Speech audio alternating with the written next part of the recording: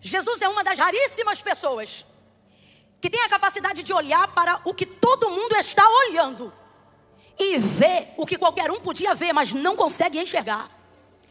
Enquanto todos olham e só vem um cego, porque querem definir a identidade de quem ele é, baseado naquilo que ele tem, Jesus olha para quem ele é, independente daquilo que ele tem. Jesus olha para ele e vê a sua humanidade. Completa para mim, por favor. Jesus olha para ele e vê a sua...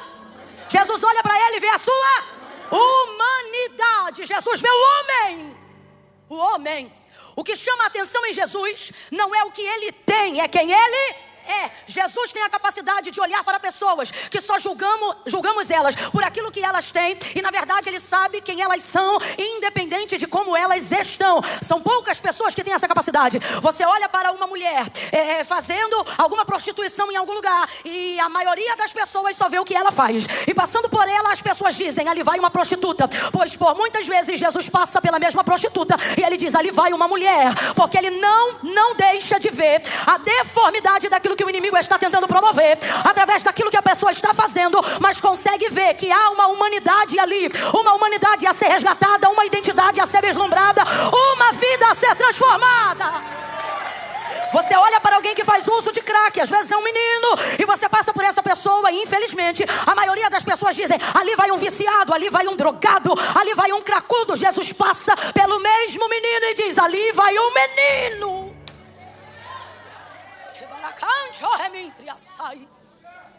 Eu não estou falando sobre concordância de práticas, eu estou falando sobre a capacidade de separar como alguém está de quem ela é. Eu estou falando sobre a capacidade de separar o que uma pessoa faz de quem ela é. Às vezes olhamos esse termo, depois que este homem é curado, as pessoas veem o curado e começam a dizer: não é este o esmoleiro, não é este aquele que mendigava. Mas na verdade uma pessoa nessa condição, como na condição do coxo na porta do templo que chamava Formosa, Atos 3... essas pessoas não estão na condição de pedir esmola porque elas não gostam de trabalho, mas porque, de acordo com a lei mosaica, não lhes era permitido duas coisas: entrar na sinagoga e nem que trabalhos aceitassem. Então eles precisavam depender. Meu hebraico é horrível, mas daquilo que parece, chamando a grosso modo, já vai me perdoando, nedavá, que é a oferta estipulada pela lei. Era como se fosse um auxílio, visto que essa pessoa não pode trabalhar, visto que ela não é aceita na comunidade da sinagoga como as outras pessoas, então dê a ela a oferta da mão direita, para que com esse auxílio, abre aspas, social, ela tenha condições de se manter. Então por que a maioria das vezes estas pessoas ficavam à beira do caminho, como o cego Bartimeu, à beira de algum lugar? Você veja, Jesus está num lugar provavelmente de passagem e o cego está ali. Por que o coxo estava na porta do templo? Porque acreditava-se nessa ideia: quem melhor conhece a lei, quem mais religioso for, vai ter noção do cumprimento daquilo que eu preciso receber. Então não era desocupação, era a ideia de que se eu só posso receber o que vem da mão do outro, quanto mais próximo eu tiver de alguém que cumpre a lei, melhor a possibilidade que eu vou ter de auxílio. Mas as pessoas começaram a intitular esmoleiros, mendigos, quando na verdade essas pessoas deveriam ser associadas, ou melhor, assessoradas pela própria lei, porque elas só estavam naquele lugar por causa da lei. Então este homem não é um qualquer, só que em razão do que ele tem, ele precisa fazer o que ele faz: pedir, esperar. Então veja, por causa do que ele tem, isso levou ele a fazer coisas que ele não deveria fazer. E talvez você, ou que não gostaria de fazer. E talvez você diga: Camila, e o que isso tem a ver comigo? Talvez você se sinta extremamente normal agora e pense: essa mensagem eu acho que nem me alcança. Mas alcança sim, alcançou Jeremias, alcançaria Davi, porque ambos repetiram algo interessante ao dizerem: em pecado fui gerado, em pecado me concebeu a minha mãe. Não há deformidade maior e não há deficiência maior do que aquela que é produzida em nós por causa da nossa natureza caída. Um homem que passou por processos de santificação muito mais elevados do que o nosso. Paulo chegou ao terceiro céu, mesmo falando quase 5 línguas, não teve vocábulo para apresentar aquilo que ele viu no arrebatamento, aonde o Senhor o levou até o terceiro céu. Ele volta e ele diz: não sei nem se no corpo, se fora do corpo, porque o que eu vi é difícil até de explicar. O que o olho não viu, o ouvido não ouviu. Meu Deus! Aí vai ouvindo aí. Este homem, este mesmo homem, em dado momento escrevendo aos Romanos, ele vai dizer o quê? Ele vai dizer: o querer bem está em mim, mas ocorre que todas as vezes que eu vou executá-lo, encontro outra lei nos meus membros, isto é, na minha carne, de modo que o bem que quero fazer eu não faço, mas o mal que eu não quero Esse eu faço. Aí ele diz: miserável homem que sou, quem me livrará do corpo desta morte? O que Paulo está falando? Eu projeto fazer o bem, mas o bem que eu projeto, vezes não faço, e o mal que não projeto, por vezes faço. Natureza caída.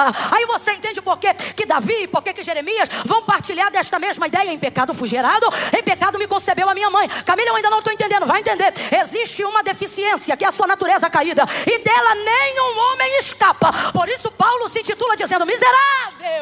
Só tem um jeito de escapar dela. Ele continua no mesmo texto: mas graças dou a Jesus Cristo. Graças dou a Jesus Cristo. Graças dou a Jesus Cristo. Só Ele me livra do corpo dessa morte. Só Ele cancela a minha condenação. Só Ele me livra de mim, me liberta de mim, me transforma de mim, me tira de mim, para que um dia eu possa dizer: não vivo mais eu não vivo mais eu não vivo mais eu vivo a vida de Deus, eu não vivo mais eu.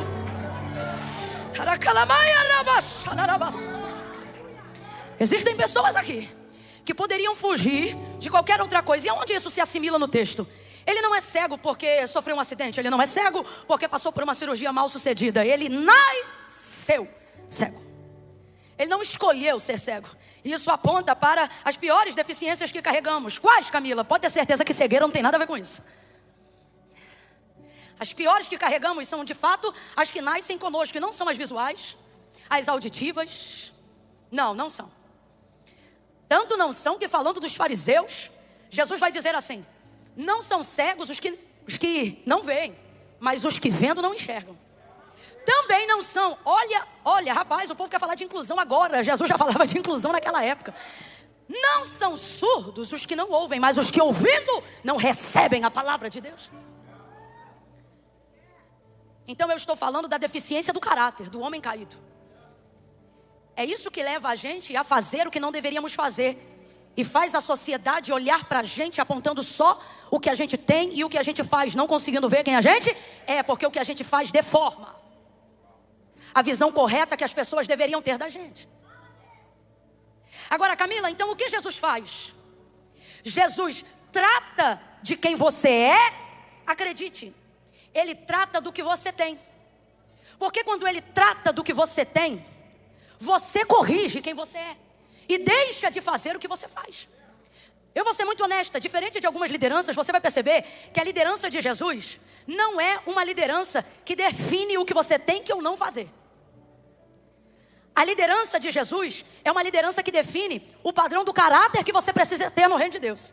E você, uma vez lúcido, uma vez liberto, uma vez cheio da palavra, tem clareza do que pode, do que não pode, do que deve, do que não deve. Ainda que às vezes alguém diga: olha, não pode tal coisa. Dependendo da intimidade, eu falava isso hoje à tarde com uma pessoa. Dependendo do que Deus está desenvolvendo com você, você não precisa nem que alguém diga pode ou não pode. O Espírito Santo que está convosco todos os dias, até a consumação dos séculos, Ele convence. Tanto é que se Ele não convencer, fazer porque o homem manda é só protocolo. Bom mesmo é ser convencido pelo Espírito Santo. Aonde todos só olhavam aquilo que ele tinha, Jesus conseguia enxergar quem ele era. Aí Jesus para ali, isso chama a atenção dos discípulos, e os discípulos começam a falar da vida dele. E aqui eu quero dar uma palavra de consolo para alguém que talvez está nesse processo de chamar a atenção de Jesus, e alguém está incomodado em ver o tempo que Jesus está gastando com você, e está questionando sobre a sua vida. Está parado aqui por quê? Está escolhendo ela por quê? Escolheu ele por quê? Está tratando dela por quê? O que essa pessoa te chama a atenção? Olha o que ele tem, olha o que ele faz. E você pensa: Camila, é impressionante. Quando eu estava largado completamente à margem, minha vida não era tema interessante para ninguém. Ninguém queria saber aonde eu bebia, com quem eu me assentava, aonde eu comia, o que eu fazia. A minha vida só seguia. É impressionante. Foi Jesus parar para me observar. Agora o meu nome é tema do almoço, é tema da janta. As pessoas querem saber quantas vezes eu vou para o culto, se eu estou certinho mesmo. Elas vão no meu Instagram para ver quem eu estou seguindo, para ver se eu estou fazendo tudo. É impressionante. Minha vida se tornou o tema do lanche, o tema da janta, levanta, o povo vai na pizzaria e não escolhe mais mussarela não. De um tempo pra cá é só minha cabeça, são só minhas partes, só querem falar daquilo que eu vivo, por onde eu estou. E isso abate a gente, porque quando a gente está distante de tudo que é santo, quando a gente está distante de tudo que é puro, quando a gente está na prática e no exercício das nossas deficiências e das nossas limitações, ninguém quer saber com que dinheiro tu paga a tua cachaça, com que dinheiro tu compra as tuas drogas, se a mulher que você dá é do teu casamento, do primeiro, do segundo, do terceiro. Mas é Jesus começar a olhar pra você, que levanta uma tua ficha como se fosse um criminoso, e começa aquele pega pra capar. Daqui a pouco é marcação no WhatsApp e é print no direct, e você diz: gente, o que houve? Escute, o que houve? E você nesse processo ainda, porque Jesus ainda está olhando.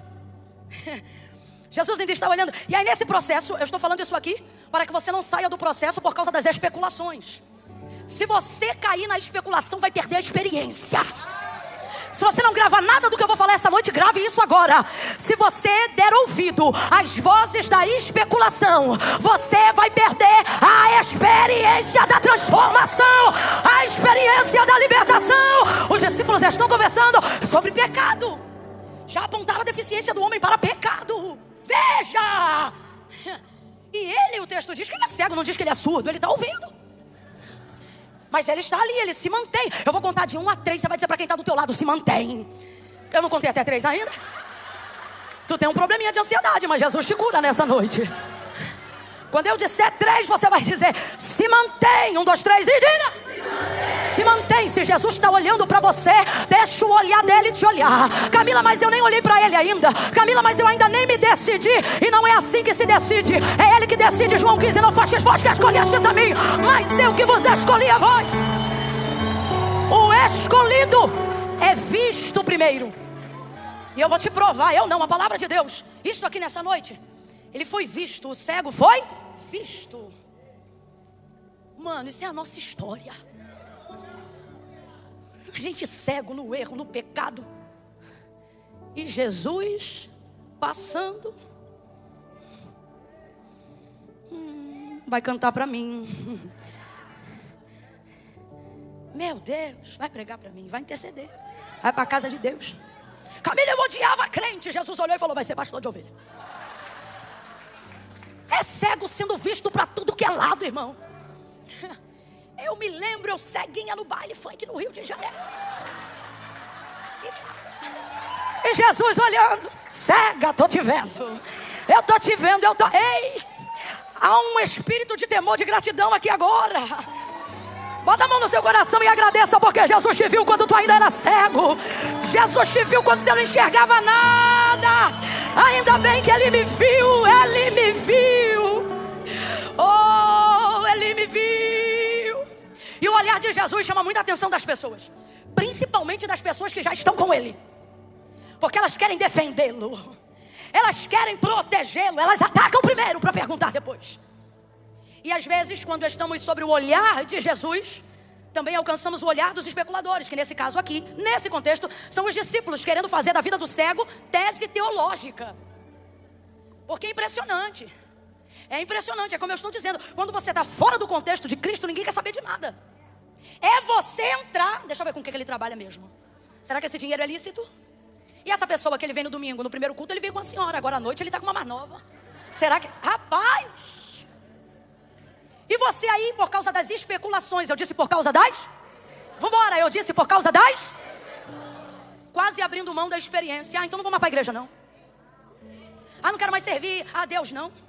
Ah, no mundo eu tenho paz, paz mentirosa. Porque Jesus disse: a minha paz eu vou lá dou, não vou lá dou como o mundo a dá. Querendo abrir mão de coisas que, irmão, se você permanecer, se você aguentar as especulações e entender que Jesus continua te olhando, ei, por causa do que dizem, do que pensam, do que acham, do que falam, você está saindo do lugar da experiência, saindo do lugar da transformação, saindo do lugar da realização. Só que este homem se mantém. Eu não sei a quem, mas Jesus está dizendo para alguém: mantenha-se. Mantenha-se, para de quebrar pau no WhatsApp. Mantenha-se e contenha-se. Contenha-se, porque eles não têm raiva de você. Não é a cor da tua pele, não é o jeito do teu cabelo, não é se tu tem tatuagem ou não. Tudo isso é motivo para especulação. Não é o carro que você tem, a casa que você mora. Tudo isso é especulação. Jesus está dizendo, você não percebe que a indignação é porque eu parei para te olhar. Você não percebe que a indignação é que você me chamou a atenção, mesmo quando não chama a atenção deles. Poucas coisas bugam tanto a mente do ser humano quanto ver Jesus dar crédito, atenção para alguém que não é interessante a nós. Vamos falar a verdade, igrejinha de Jesus. Se tem uma coisa que irrita a gente, é gente que não tem capacidade que a gente tem, fazendo coisa que Jesus não deu pra gente fazer. Por que que ele? Por que que ela? Nem é tão bom assim, fala nem direito. Aquele jeito que se veste. E olha como fala. Talvez tenha alguém aqui agora dizendo, grita muito. Pra que isso? Ele não é surdo? Eu não te julgo. Primeira vez que eu entrei numa igreja pentecostal, virei pra minha mãe e disse, nunca mais eu piso aqui. Te juro. Em Deus fala a verdade, não minto, disse pra minha mãe, não vem mais aqui. Ela disse, por que não? Eu disse, mãe, esse povo grita muito. Diante de Deus. Parece que eu vejo Deus olhando e vai. Você achou?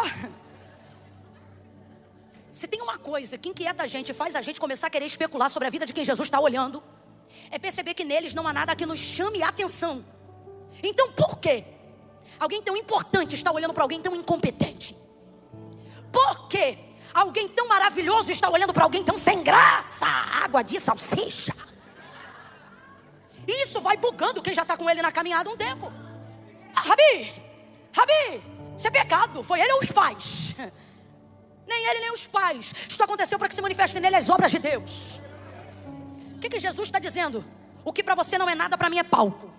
O que para você não é nada, para mim é holofote. O que para você não tem atenção é o lugar perfeito para a manifestação da minha glória. O que é que a palavra de Deus vai dizer acerca daqueles a quem Deus escolhe? Porque Ele escolheu as coisas loucas deste mundo para confundir as sãs. Ele escolheu as que não são para confundir as que pensam que são. As fracas para confundir as fortes. O problema é que depois que a gente deixa de ser pescador para ser pregador. O problema é que depois que a gente deixa de ser cobrador de impostos para ser assessor pessoal da cúpula apostólica da igreja, a gente começa a achar que já é bonzão. Só que Jesus está dizendo, estou escolhendo ele pela mesma motivação que escolhi vocês. Mérito, não graça, palco da minha glória. Quanto menos vocês têm, mais o meu nome é glorificado. Ouça, quem tem ouvidos ouça. Você não está aqui porque você está aqui porque sem Deus você jamais seria. Está cantando um pouquinho agora, mas sem Deus nem voz para ter ministério de louvor tu teria. Está liderando uma célula, mas tremia igual vara verde, nem direito você falava. E os que falavam direito não tinham vida de espírito na palavra. Tanto conhecimento, tanto sermão bonito, e a gente não derramava uma lágrima. Deus pegava a Jureminha falando Jesus e o coração do povo chorando. E era Deus botando o escriba sentado para dizer, minhas palavras são palavras de vida. Jesus fez isso com todos nós, deixando claro, seja na nossa capacidade ou na nossa incapacidade, que nunca foi sobre nós. Então Jesus está dizendo para alguém, vai perder a experiência por causa das especulações? Catuca 2 ou 3 e diga assim, deixa rolar. Eu vou falar como Deus está mandando. Catuca 2 ou 3 e diga, deixa rolar. Deixa rolar. Deixa rolar o quê? Deixa o grupo da família dizer que você é maluco porque se converteu. Deixa rolar. Deixa o grupo de oração.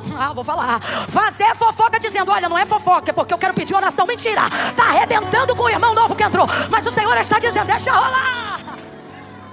Passa o processo da especulação. Por quê? Porque quando chegar a experiência, ela vai valer a pena. Ela vai valer a pena. Eu estou sentindo tanta graça de Deus aqui. Aperta a mão de alguém aí e diga, vai valer a pena. Vai valer a pena. Vai valer. Vai valer a pena. Aguenta. Aguenta. Fica quietinho. Deixa Jesus falar. Aí ele fala, é para que se manifestem as obras daquele que me enviou. E me convém. Eu amo esse tipo de coisa. Convém a mim. Eu amo esse tipo de soberania que a gente só encontra em Deus. Convém a mim. O que é isso? Não pedir opinião. Se tem uma coisa que irrita quem especula, é por que Deus não depende de mim para usar ele? Por que Deus não depende de mim para usar ela? Sem pedir opinião alguma, convém. Quando? Agora. É interessante imaginar a cena.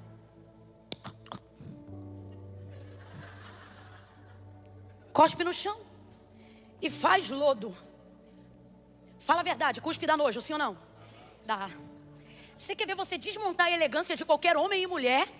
É se você vê ele cuspir. Cara, podia estar no contatinho da oração. Ai, fulano, vou orar. Acabou o culto, parou na cantina, viu ele cuspir? Já Deus já respondeu. Não é pra mim. Olha. Mas olha o que Jesus vai fazer. Vai cuspir no chão. Olha que aqui tá pegando mais leve, porque no cego de Betsaida, Jesus não cuspiu no chão. Jesus cuspiu direto nos olhos do cego. Quentinho, morninho, Marcelo. Rapaz, botou aqui nos olhos. Então a impressão que a gente tem é, como Cristo, o Filho do Deus vivo, tem uma atitude tão, sem nem denominar. O cuspe, ele emite uma informação. Ele comunica algo. Existem gestos que comunicam mais do que palavras. Um tapa no rosto comunica mais do que qualquer coisa que você queira dizer. Agora acredite, a maior comunicação do cuspe é desprezo. Então compreenda o significado. Cuspe significa o quê? Se você olhar ambas as passagens, a grosso modo, você pode ter uma interpretação equivocada. Ainda mais se você não conhece a pessoa de Cristo. Eu imagino quem estava lá naquela época pensando, esse aí que diz que é o Filho de Deus, cospe nos outros. Eu estava lá, eu vi, ele cuspiu no homem. Ué, seria possível? É porque a gente que romantiza a palavra é como está. Agora veja, de fato, o cuspe está associado à comunicação do desprezo. Então imagine ele cuspindo direto nos olhos do cego de Betsaida. Se você olhar rápido, você pensa, que tipo de pessoa faz isso? Só que cuspe comunica desprezo, mas quando Jesus fez isso, ele não estava dizendo ao cego de Betsaida, eu desprezo você. Tanto é que ele não cospe no cego. O texto é claro em dizer que ele cospe nos olhos. O que ele está desprezando é a deficiência. Não é o deficiente. Não, você não entendeu. O que Jesus está dizendo é, eu subordino você. Você quem? O deficiente? Não, a limitação dele. Demonstrando para ele que nada do que limita ele, limita Deus na vida dele. É isto que ele está demonstrando. Ele está dizendo, o que limita você não limita a mim. O que freia você não me freia. O que paralisa você não me paralisa. O que cerca você não me cerca. O que te humilha não me humilha. O que te afronta não me afronta. O que te persegue não me persegue. É isto que Jesus está fazendo. Por quê? Porque qualquer nível de deficiência, seja no caráter, seja no físico, ela terá a imposição de te limitar em alguma coisa. Sim ou não? Sim ou não? A gente está numa época tão de politicamente correto que as pessoas têm medo de responder. Sim, é uma realidade. Mas olha o que ele está dizendo. Isso é a sua limitação, não é a minha. Eu sou maior do que o que limita você. Então quando eu toco naquilo que te limita, eu estou mostrando aonde você pode chegar. Quando eu toco você, quando eu me aproximo de você. Agora vem para o cego de nascença. Guardadas as devidas proporções, mesmo ensinamento. Ele vai fazer lama, ele vai fazer o quê? E o texto diz que ele vai aplicar onde? Nos olhos do cego. Fez lama e aplicou nos olhos do cego. Irmãos, já não deve ser bom você ser limitado. Agora imagine, limitado e lameado. Temporariamente é pior, sim ou não? Sim ou não?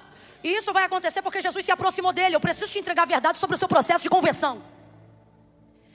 À medida que Jesus se aproxima de você, ele vai evidenciar áreas frágeis e vulneráveis daquilo que te limita. Ele não tem necessidade de esconder para otimizar o processo. É ao contrário. Ele evidencia. Isso, Camila, isso te constrange temporariamente. Eu não posso pregar um evangelho mentiroso. Um evangelho sem cruz. Um evangelho sem dor. Um evangelho sem lágrimas. Este evangelho não é verdade, é gelatina. Jesus se aproxima dele. Coloca lama. Temporariamente é extremamente desconfortável aquilo. Literalmente a sorte é que ele é cego.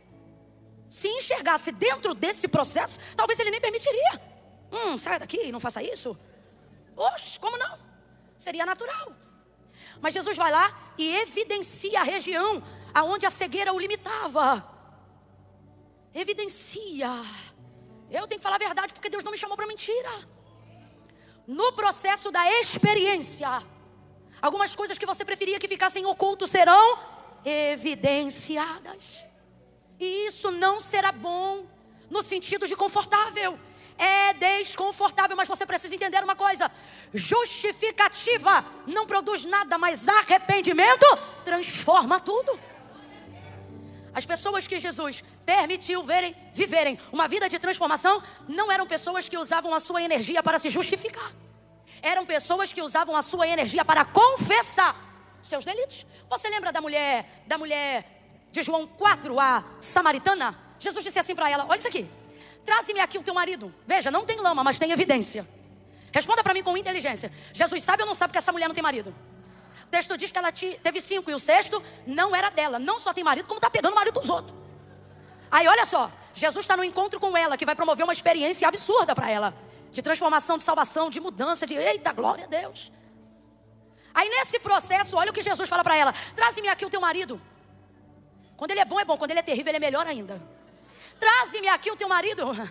Eu não tenho marido. Ele disse: disseste bem quando disseste eu não tenho marido, porque tu já tiveste 5 e o 6º que tu tem agora não é teu marido. Agora, olha Jesus elogiando a verdade dela, porque para Jesus a beleza está em falar a verdade, por pior que ela seja. Beleza para Jesus não é feed bonito. Beleza para Jesus não é status social bonito. Beleza para Jesus não é contato e network bem feita.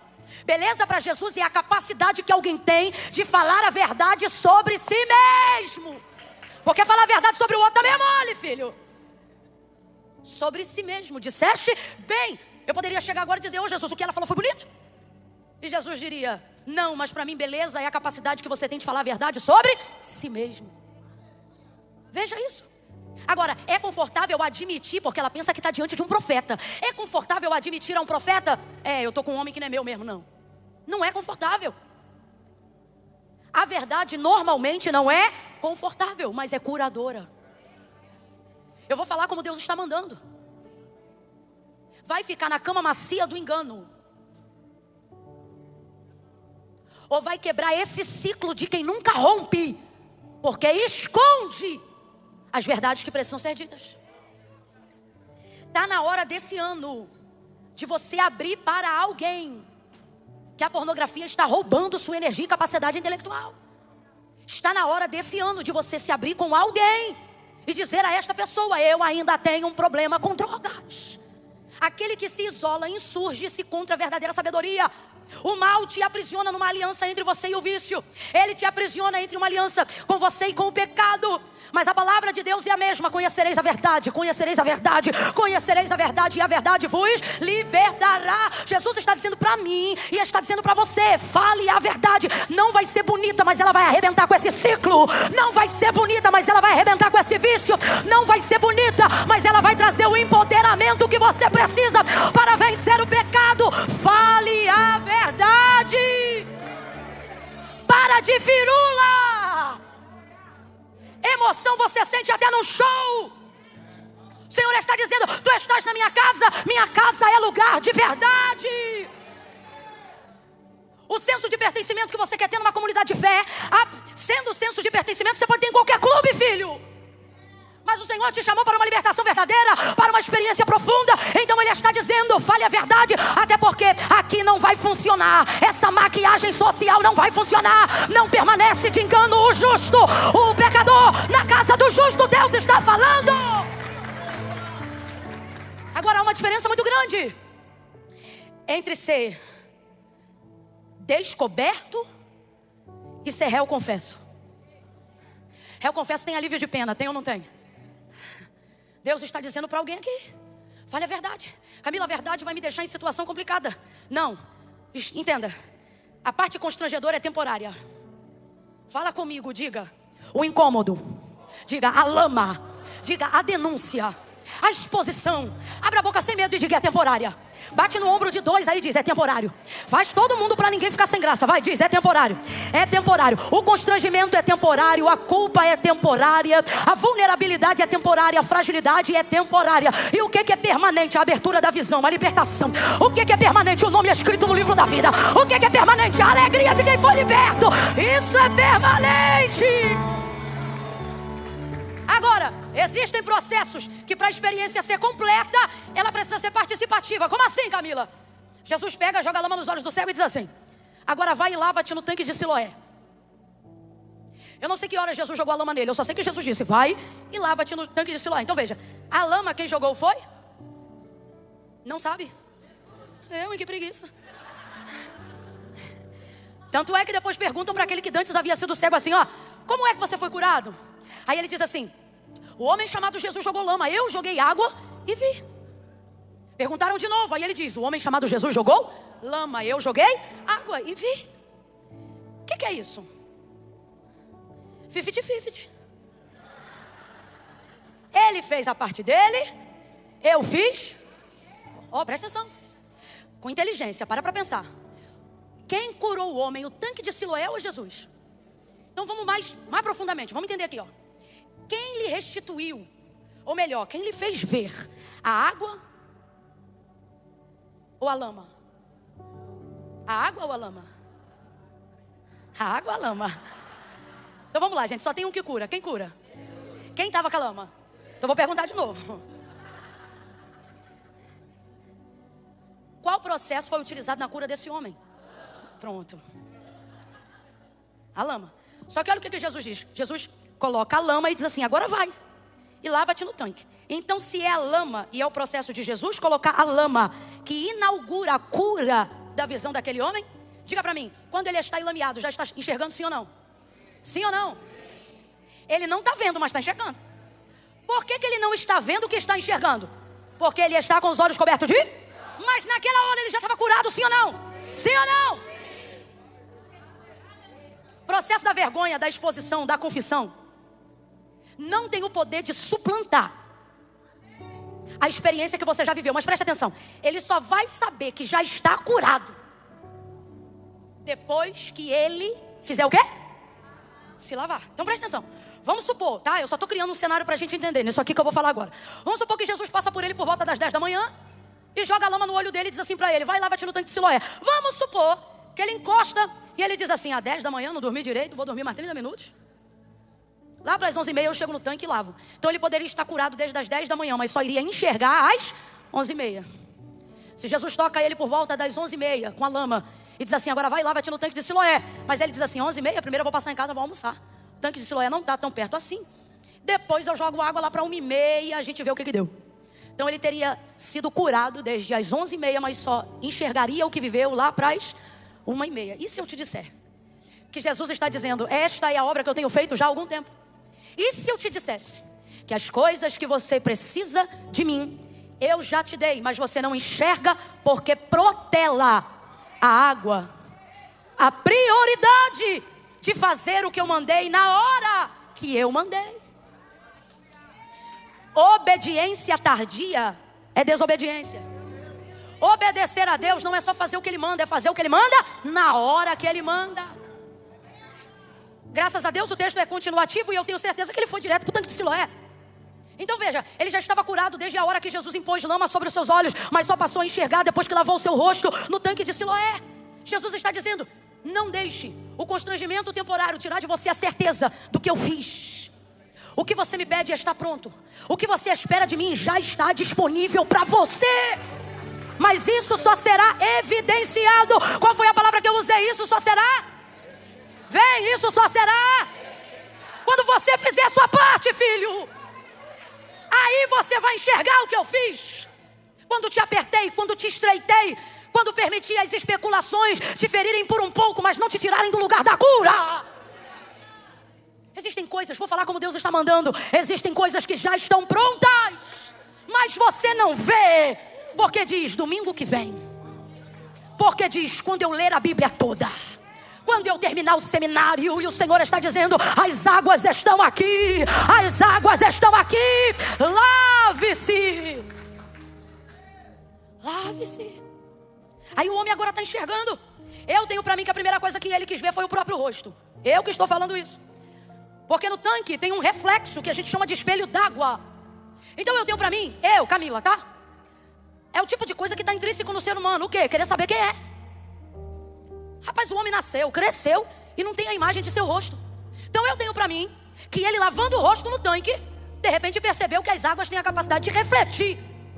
Sem dúvida, estou falando de mim. Se fosse eu, a primeira coisa que eu queria enxergar seria eu. Quando o movimento das águas passasse. Olha, uma sobrancelha. Olha, meu olho é verde. Olha a minha boca. Porque uma cura que Jesus faz tem como objetivo principal fazer com que eu passe a observar melhor a mim mesmo. Veja, Jesus jogou lama nele. Jesus limpou ele jogando lama, curou ele jogando lama, evidenciou ele jogando lama. E ele foi curado. Santidade tem tudo a ver com isso. Com o que, Camila? Me limpar tem tudo a ver com isso. Com o que, Camila? A capacidade que eu tenho de tirar a lama que está em mim e não a que está no outro. Uma vez limpo, saiu dali e está enxergando. Imagina você conhecer um homem de quase 40 anos de idade que não enxergou a vida inteira e um dia está enxergando tudo. Imagina que toda vez que tu passa por esse homem e ele só diz shalom, shalom, shalom, shalom, shalom, shalom. Aí um dia você está de camisa azul, aí ele passa por você e diz shalom, e você sabe que ele é cego desde nascença. Aí nesse dia ele olha para você e diz, João, que camisa azul bonita. Isso te causaria espanto, sim ou não? Mas não se esqueça, a sociedade não vê quem você é, ela só vê o que você tinha. E sabe qual é o problema? Ela não atualiza as narrativas de quem viveu uma experiência com Jesus. Então o texto diz que eles se acotovelavam na vizinhança, dizendo, olha isso, mano, o cara tá vendo. Eles de vez de dizerem, olha, o cego está enxergando. Não, eles se acotovelavam dizendo, não é o esmoleiro?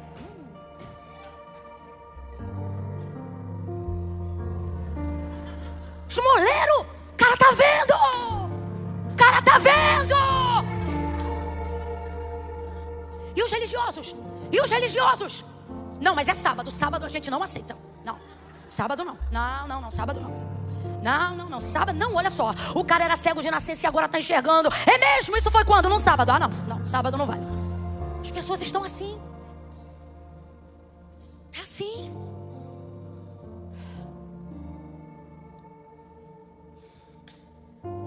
O cara saiu da cocaína, mas ainda não soube da paz do Senhor. Não dá mais oportunidade para ele.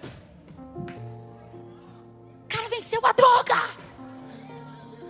E você está preocupado com o vernáculo dele, com a exegese dele. Você é louco? Vai se lavar no tanque também. Você está cego e não foi Jesus que jogou lama, não, foi você mesmo. O povo se acotovelava dizendo, olha, não é o esmoleiro? O esmoleiro? Só se lembravam daquilo que ele fazia.